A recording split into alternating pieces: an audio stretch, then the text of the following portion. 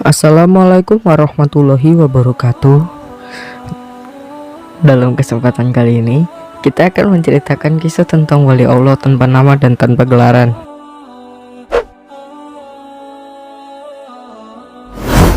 Suatu hari aku bertemu dengan orang gila, Al-Majnuni Murokab. Tak jauh dari makam seorang wali, dia duduk bercakap seperti sedang berbicara dengan seseorang. Dia berbicara seperti ini: andaikan mereka tahu bahwa ada wali tanpa nama dan gelaran yang memiliki kemampuan seperti wali kutub, niscaya mereka akan datang berbondong-bondong sekerap hari mencium tangan wali tanpa nama, tanpa gelaran tersebut dan minta didoakan hajatnya.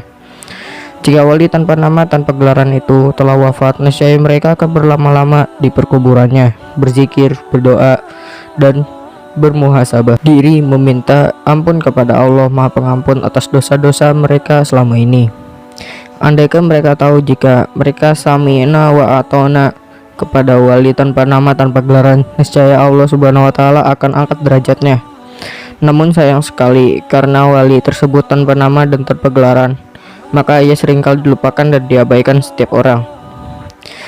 Aku yang dengar percakapannya terkejut dan terguram. Hah? Betulkah ada wali tanpa nama, tanpa gelaran, yang kemampuannya seperti wali kutub? Siapakah wali tersebut? Persoalan ini berlegar di mindaku. Dengan sedikit rasa takut dan was-was, aku dekati dia karena ingin tahu siapa sebenarnya wali tanpa nama dan tanpa gelaran yang disebutkan.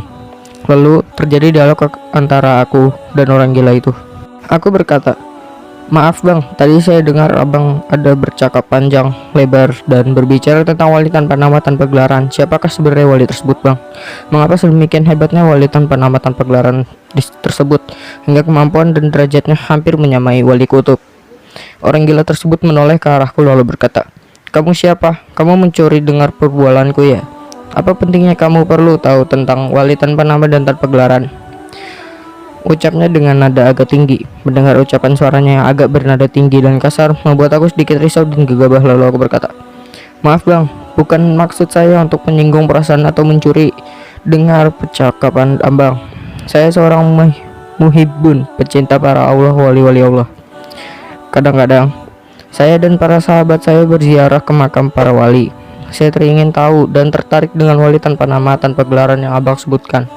Kalau boleh tahu, siapakah wali tersebut bang?" Gila itu tertawa terbahak-bahak dan berkata, "Hahaha, dasar budak bodoh. Namanya juga wali tanpa nama, tanpa gelaran. Tentu saja aku tidak tahu nama wali tersebut dan apa gelaran kewaliannya. Kamu ini nampak saja cerdik, tapi ternyata bodoh. Hahaha." Perucapannya menusuk hatiku dan membuatku sedih. Rasa terkilan karena dia menyebut aku anak bodoh sambil ketawa besar. Wajahku merah padam, menahan sedikit emosi. Sepertinya aku tersalah sangka. Kukira orang gila tersebut orang yang boleh diajak berbual. Tapi sebaliknya, dia mengatakan aku bodoh bodoh. Tapi aku memang bodoh pun, haha. Betul lah dia cakap, namanya juga wali tanpa nama, tanpa gelaran. Jadi mana ada orang yang tahu nama wali tersebut? Siapa yang tahu gelaran wali tersebut, sedangkan wali tersebut tanpa gelaran? Sudahlah, sebaiknya aku abaikan saja dia. Aku pun terus memasingkan badan dan menoleh mukaku dengan wajah masam, hendak meninggalkan orang gila tersebut. Tiba-tiba dia berkata, "Hai budak bodoh, mau kemana kalian? Kalian ini bagaimana? Datang pun tidak mengucapkan salam, malah pergi begitu saja tanpa mengucapkan salam. Berdejek begitu saja, sudah muka masam dan emosi. Apakah musyrikmu itu yang seorang wali kutub tidak mengajarkanmu untuk mengucapkan salam saat datang dan pergi? Apakah mursyidmu yang seorang wali tidak mengajarkanmu untuk bersabar menahan celaan dan hinaan?" Langkahku terhenti. Astagfirullah, hatiku tersentak. Betul juga, aku tadi datang tanpa mengucapkan salam kepada beliau sebelum bertanya, dan kini aku juga pergi begitu saja tanpa mengucapkan salam. Dan tak kusangka dia menyebutku mursyidku seorang wali kutub, sepertinya dia mengenal mursyidku. Kemudian aku kembali menghampirinya dan berkata, "Assalamualaikum bang, mohon maaf bang atas kelancangan dan sikap saya karena datang dan pergi tanpa mengucapkan salam. Sekali lagi saya mohon maaf." Sambil mencoba memegang tangannya untuk menyalam dan mencium tangannya, orang gila itu menepis tanganku seraya berkata, "Sudah cukup, minta maaf saja, tak perlu cium tangan." Aku jadi serba salah. Tiba-tiba suasana menjadi senyap sejenak beberapa menit. Aku diam dan dia pun diam. Setelah beberapa menit lalu dia pun berkata, "Kenapa kamu masih di sini? Tidak apa bang, saya masih tertanya-tanya dan ingin tahu siapakah wali tanpa nama dan tanpa gelaran yang dimaksudkan. Orang gila itu lantas bertanya, kamu ini tak paham-paham juga ya?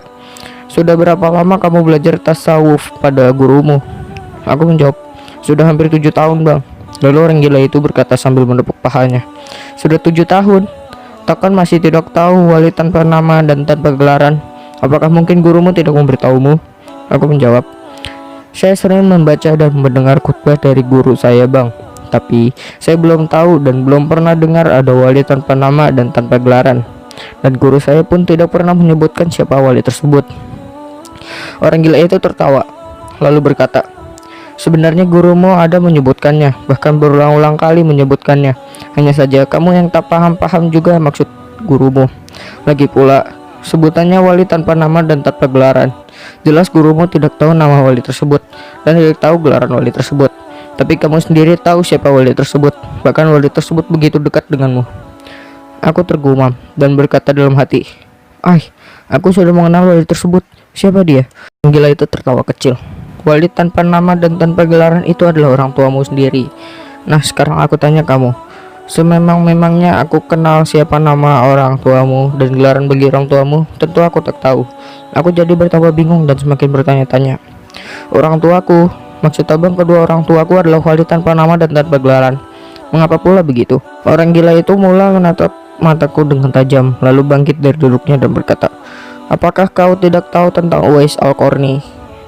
Salah satu sahabat yang tidak pernah bertemu Nabi secara fisik dan juga seorang wali. Apa yang menyebabkan dia memiliki derajat yang begitu agung hingga namanya terkenal di langit walau di bumi tak ada seorang pun mengenalnya? Kau tahu, Uwais Al-Qarni pernah berkata bahwa ibunya pernah berkata dan mendoakannya, anakku Uwais, aku tahu hatimu begitu sangat mencintai dan menginginkan dapat bertemu Nabi Muhammad SAW. Namun kini kau datang padaku dengan wajah dirundung kasih karena tak berhasil menemui Rasulullah SAW, dan kau memilih segera pulang karena memikirkan dan merisaukan aku ibumu ini nak. Dan aku reda padamu. Ya Allah, kau maha tahu, saksikanlah bahwa sesungguhnya aku telah ridho pada anakku. Maka terimalah ridhoku ya Allah, dan ridhoilah anakku Uwais. Orang gila itu berkata lagi, dan apa kau tidak tahu bahwa Sultanul Awliya Syekh Abdul Qadir Jailani di masa kecilnya ketika dirombak malah berkata jujur tentang kalung emas yang ia bawa. Perompak itu kehairanan, mengapa dia malah jujur mengatakan kalung emas yang dibawakannya, padahal setiap orang yang kena rompak selalu berbohong tentang bawaannya dan berusaha menyembunyikan dari perompak. Lalu kau tahu apa kata Syekh Abdul Qadir Jailani? Beliau berkata, ketika aku hendak pergi menuntut ilmu, ibuku berpesan, anakku, bila engkau bertemu dengan siapapun maka jujurlah, jangan berbohong. Sungguh ibu lebih ridho bila engkau jujur, sekalipun engkau harus kehilangan harta dan bekalanmu, daripada kau harus kehilangan kejujuranmu. Orang gila itu teruskan berkata kepadaku, lihatlah ibumu, berapa lama dia menanggung dirimu dalam perutnya. Apakah kau sanggup menahan perih dan pedih seperti dirinya hanya untuk menginginkan kau lahir di dunia hingga bertaruh nyawa agar kau dilahirkan sehat dan selamat? Apakah kau pernah memikirkan hal ini? Itu kekuatan Allah Subhanahu wa Ta'ala yang dianugerahkan kepada ibumu melalui rahmat dan rahimnya. Ini adalah sumber kekuatan para aulia. Aku diam 1000 bahasa, terasa hati ini ingin menangis sekuat-kuatnya. Lalu orang gila itu berkata lagi, kau bangga dan takjub dengan karomah para wali, tapi pernahkah kau bangga dan takjub dengan karomah ibumu yang Allah Subhanahu wa Ta'ala anugerahkan kepadamu? Pernahkah kau bangga dan takjub dengan karomah ibu yang mengajarkan berkata-kata kita, kamu masih bayi, tidurnya sedikit karena kau selalu menangis, sebagaimana para aulia yang tidurnya sedikit karena memikirkan umat Nabi Muhammad SAW yang banyak berkeluh kesah. Apakah kau tidak tahu kalau itu adalah bukti karomah ibumu? Tidakkah kau pernah mendengar kalimat ini? Ridho orang tua adalah ridhonya Allah. Para aulia mereka menjadi wali kutub disebabkan ridho dari orang tua mereka. Tidakkah kau sadari bahwa doa dan harapan kedua orang tuamu hampir setara dengan wali kutub? Siapa doanya lebih makbul dan mustajab antara wali dan doa seorang ibu pada anaknya? Astagfirullahaladzim, ya Allah, mendengar colahan ini Orang gila tersebut seakan petir menjamur seluruh tubuhku. Badanku rasanya hancur binasa. Ingin sekali aku rasanya menangis kuat-kuatnya. Orang gila itu berdiri lalu berkata sambil menunjuk ke arahku, "Lihat dirimu kelak, kau akan jadi seorang bapak. Apakah kau tahu karomah bapakmu selama ini? Lihat tangannya, lihat punggungnya, lihat kulitnya. Setiap hari ia membanting tulang agar kau tetap dapat makan, tetap tertawa, tetap tersenyum. Dia bekerja siang dan malam hanya untuk mengabulkan segala macam pintu dan renyahmu. Ketika kau kecil, dirimu melakukan kesalahan. Dialah orang yang paling depan membelamu. Ketika kau dalam bahaya, dia rela menghadapi bahaya itu untuk menyelamatkanmu. Dia tanggung bebanmu dan ibumu. Di belakangnya, walau kian tua, dia tetap berusaha menjagamu sehingga dewasa. Tidakkah kau sendiri bahwa bapakmu itu adalah mujahid fisabilillah yang setiap hari dia berjuang menafkahi kehidupanmu dan adik-beradikmu bertahun-tahun, bahkan berpuluh tahun, dan bapakmu dia adalah mujahidin kebanggaanmu. Ya Rob, aku seperti hancur lebur mendengar lotehan orang gila tersebut. Bahkan ternyata selama ini aku yang gila, bukan dia. Aku melupakan siapa sesungguhnya orang tua asliku. Aku melupakan semua yang mereka beri padaku. Bahkan aku sendiri takjub akan pesona dan karomah wali, tapi aku tak pernah sadar dengan orang tuaku sendiri yang merupakan wali tanpa nama dan tanpa gelaran kewalian. Sesaat kemudian orang gila itu berlalu meninggalkanku tanpa sepatah kata pun. Aku mengikuti dia dari belakang, ingin tahu kemana dia pergi, dan dia mendatangi dua kuburan dan dia duduk bersila di sana. Mulutnya kumat kamit seperti orang yang berdialog. Lalu kemudian dia tertawa terbahak-bahak sambil senyum di hadapan dua kuburan itu. Tapi aku tahu kuburan siapakah itu, namun aku bersuuzon mungkin itu kuburan seorang wali besar.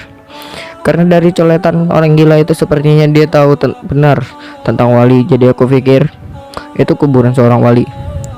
Tiba-tiba setelah dia selesai tertawa, dia diam, suasana menjadi hening. Kemudian kulihat dia mulai menangis, menitiskan air mata dengan suara tersesak-sesak. Tangisannya itu begitu pilu sehingga menyayat hatiku untuk turut menangis. Aku tak tahu apa yang diucapkannya sambil tengah membelai kuburan itu. Tangisannya menjadi lebih emosi. Aku menjadi sedih bercampur bingung karena tidak tahu mengapa beliau menangis. Namun akhirnya aku paham mengapa dia meraung-raung nangis di kuburan yang kusangka akan seorang wali. Di tengah tangisannya itu aku mendengar dia mengucapkan, "Ma." Lalu apa kuburan yang di sebelahnya? Dia berkata, "Ayah."